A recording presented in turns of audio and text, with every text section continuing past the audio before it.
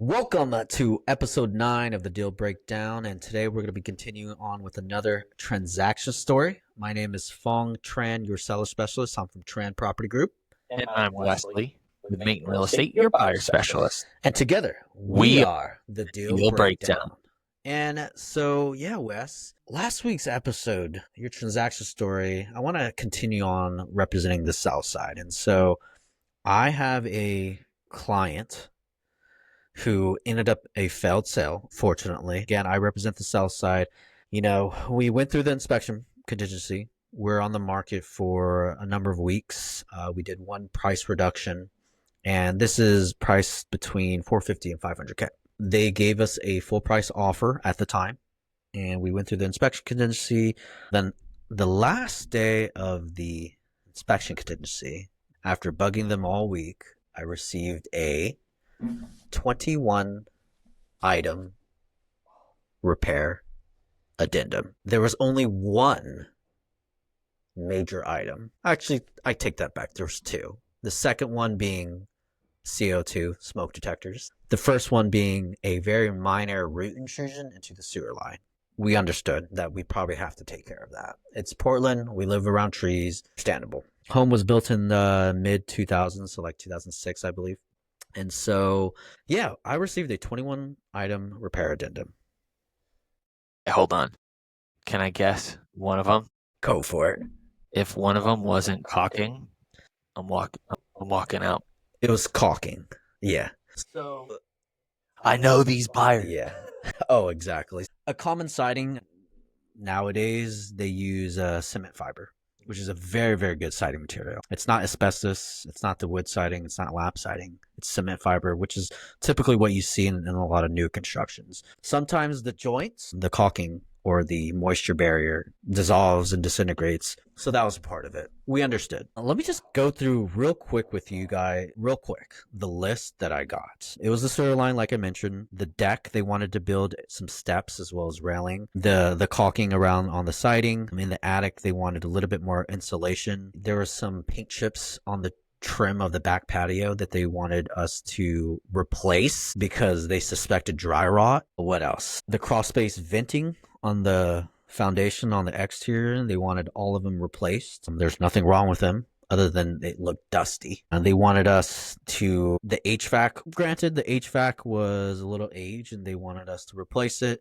The faucets, they wanted all of us to replace the faucets as well as the traps in each bathroom. Again, nothing wrong with them. They just appeared aged. So what I'm trying to say was there's a lot of minor stuff. Now, I know you know this as a buyer specialist. When you find out a listing, typically you're asking what only? Safety and structural issues is my terminology. Like the sewer line, understandable. But I never typically see paint chips, caulking, crawl space fence. Well, hold like on.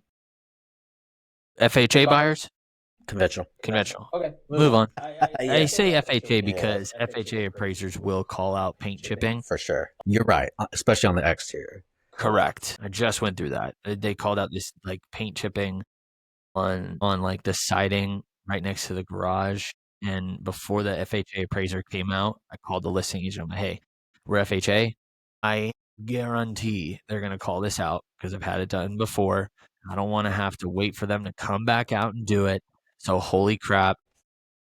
Can you just get your sellers to go out there and freaking fix it? Yeah, especially with FHA. They're a little bit more strict versus conventional. VA is pretty strict too when it comes to those inspection items. But yeah, I mean, that was the type of repair addendum that the sellers and I received, and I was personally perplexed. This is the biggest repair addendum that I received in my entire real estate career. And to comment on what you were saying, it's the longest, but funny enough, the two major things that you mentioned are not that major. A root intrusion, I can see. What did they recommend? Hydrojetting it? I don't know exactly. They didn't need to replace the 4 foot. Yeah, they didn't need to dig up anything. They were to go through the clean out, which was a lot less invasive. And I think whenever I got the bid, it was only a couple grand. I remember this. Yeah. God, I can't remember what it's actually called, but in essence, correct me if I'm wrong, what they do is they hydrojet it, and then they put, like, this membrane, like a liner where that root was coming in to just line that 4-foot section of the sewer line, and then that way the root doesn't come back in. Okay, and again, a couple grand. It's a couple grand, and my sellers wanted to sell, and so we agreed to, I'd say, about 50%. I was actually shocked, and so I did my negotiating, and I was like, hey, we're only going to focus on the major items: CO2, sewer line. Yes, we can probably provide a credit, but they're like, nope, flat out, it's either you take care of every single line item or we're terminating. And so in my mind, I was like, okay, are you just slapping it down and being hardball and trying to make me succumb to what you want? But my sellers, it's a vacated property. It was initially a rental. They don't even live here in Oregon anymore. They just wanted to get rid of it. We eventually agreed on about 65% of those items. And again, we first tried to come in with a credit, but then they're like, we only want repairs. So we're like, okay, we'll do the repairs. But then, right when we're about to close up the inspection contingency, they're like, nope, we want on 21. Here's termination letters that they signed and was ready for us to sign it and terminate. And I told my sellers, I was like, yeah, we're going to go back on market. Is it a failed sell? My professional recommendation is, if you truly want to sell this house, you're going to agree to all 21 items. But my professional recommendation, I think it's best to walk away, because this could actually turn a little bit more hairy, especially when we get down to financing. I don't want you to be in a position where you did all 21 repairs out of your own pocket, but then they terminate because of financing. Because we knew this was a first time buyer. They initially already asked for a little bit, I think almost $5,000 in credit. But catch this, we agree to all 21 items. I'm like, great, I have a deal, we're moving forward. And you guys already know. What did I say at the beginning? We ended up a failed sale. We agreed verbally. I was getting ready to sign it, or have the seller sign it. And then the agent calls me. She's like, actually, we're just going to terminate. Sorry, go kick rocks. No reason. I tried to call the agent back to kind of try to work the deal, because we're freaking firefighters, man. We're always fighting fires. But it ultimately ended up in a failed sale. But I think why I wanted to explain this situation and this type of transaction, it wasn't really a transaction story, is to just educate the consumers on, you can't really ask for that type of stuff. Yes, there are sellers out there who's going to agree, especially if they're just motivated and want to get rid of it. But typically, what, like Wes said at the beginning or at the mid conversation, we're only focusing on safety, hazardous items such as a broken roof, a sewer line, maybe a HVAC is out and needs to be replaced. All expensive items. You're not asking for caulking. First off, I'm sorry that you went through that. That sucks. Think, yeah, you made a good point. Safety and structural is what I usually say. And it really is up to that buyer's agent to set expectations with a buyer. What really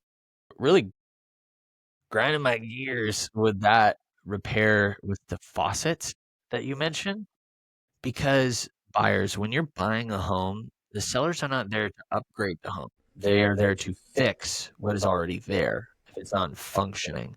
If you wanted a home with new fixtures, you should have put an offer on a home with new fixtures. The only thing that matters is that they're working and functioning. Yeah. That sucks. It does. And I got petty towards the end because we terminated. And I was like, hey, like, I'd hope we got this done together. But, my recommendation is, I think you should go to new construction for her, and call it petty, call it whatever. But it sucks. And like you said, I mean, setting expectations, educating, but even more critical, finding a good home inspector. I looked into this specific home inspector, and I couldn't find him anywhere. Yes, he had CCB, he was licensed, but hardly did any work. And he wasn't even in Portland Metro. He was located, I believe, in towards the Dalles, where Boston's from. The ghetto. JK Boston. Why the hell was he over here? And so I don't know. I didn't ask. Maybe it could have been a family friend. Maybe it was just somebody helping them out. But I saw hardly any track record of success. And so, yes, educating, setting expectations, but finding a home inspector who's not going to screw up the deal. Well, to play devil's advocate with that, and I agree with you, to play devil's advocate with that, I don't, even with a really good inspector, they're probably, by the way, still going to call out missing caulking. It's CYA. They have to call out everything. Scratch on the garage door, they're gonna call that out.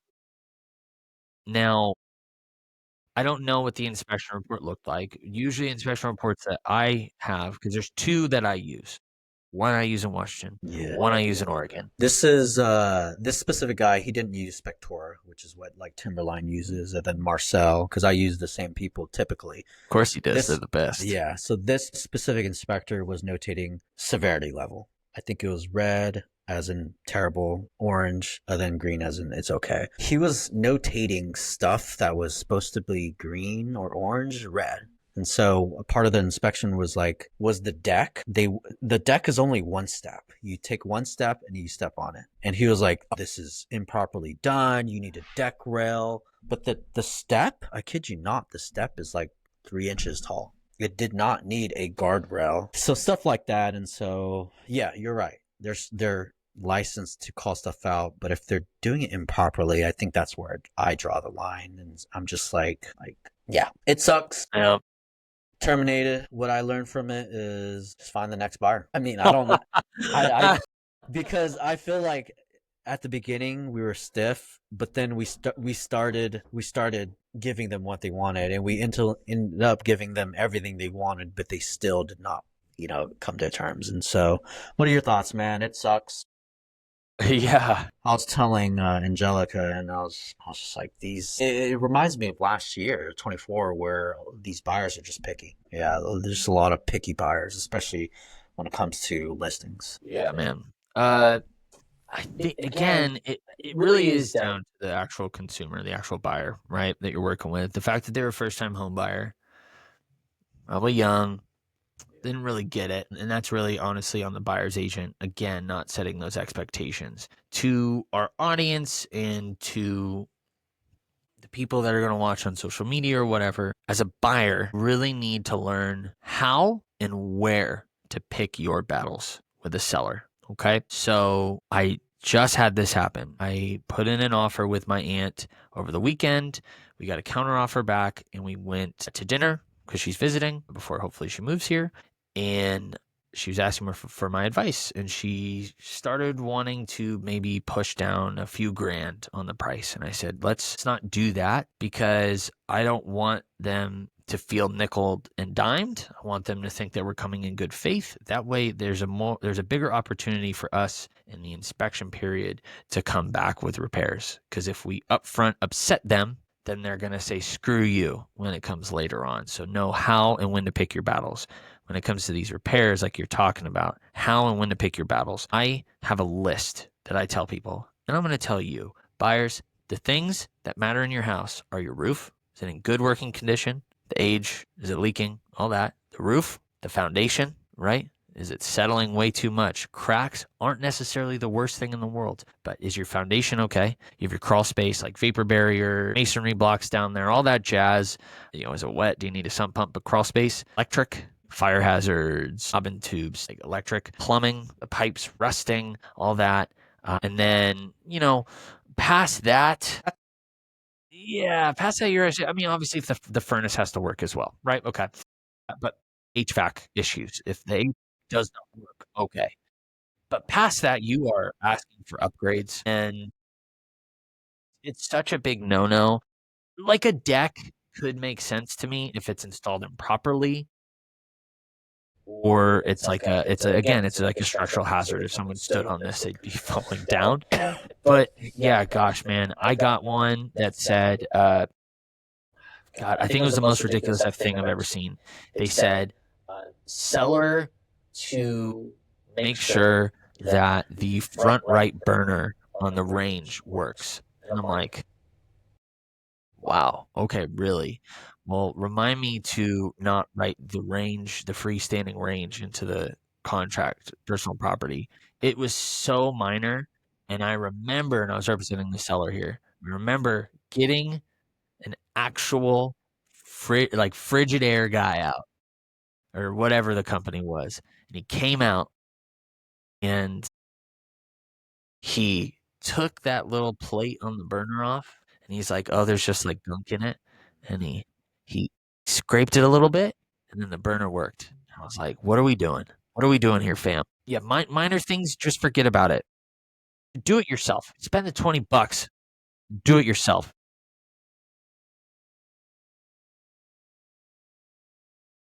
With the inventory going down, we are. Yeah, technically the sellers are still in the driving seat. Yes, are they wiggling and giving you more repairs and offering credits? Absolutely. But just wait until rates do come down.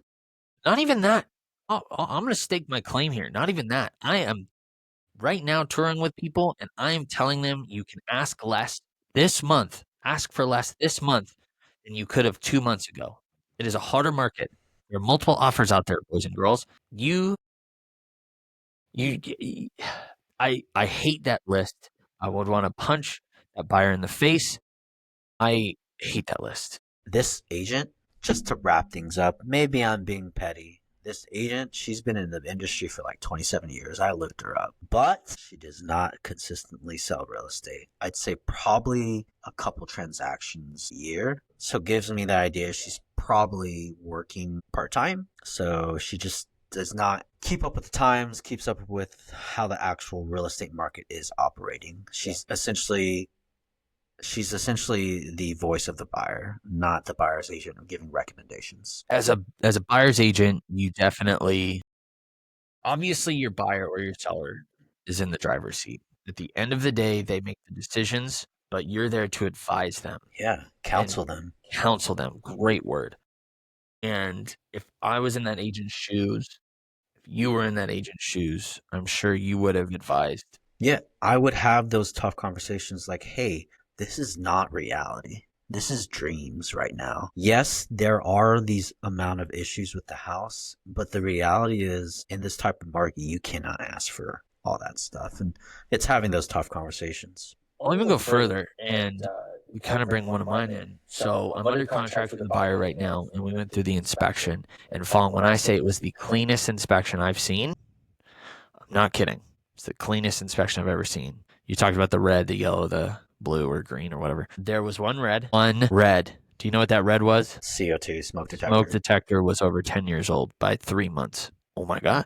I call my buyers. I'm like, Jesus, this is the greatest inspection I've ever seen. Like literally. And then what do you think their response was? It's like, oh, it's the end of the world. There's 60 pages of issues. I want this and that. But let me guess. You're giving them expectations. You're educating them on how you deal in real estate and what is the best mannerism, especially when you're working with another agent and a seller. You're not just working for the buyer, you're also working for the other party.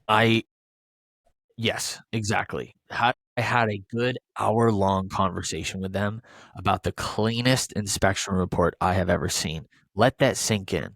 The cleanest I've ever seen. I had an hour-long conversation because I said, "Hey, what are your thoughts?" Because I always want to hear where they're coming from. And they said, "We want to go back to our original offer, 15K less."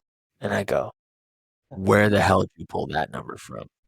And I said, much like I know you would do probably on your listing appointment, if they ask for a higher price to sell their home, where do you see that?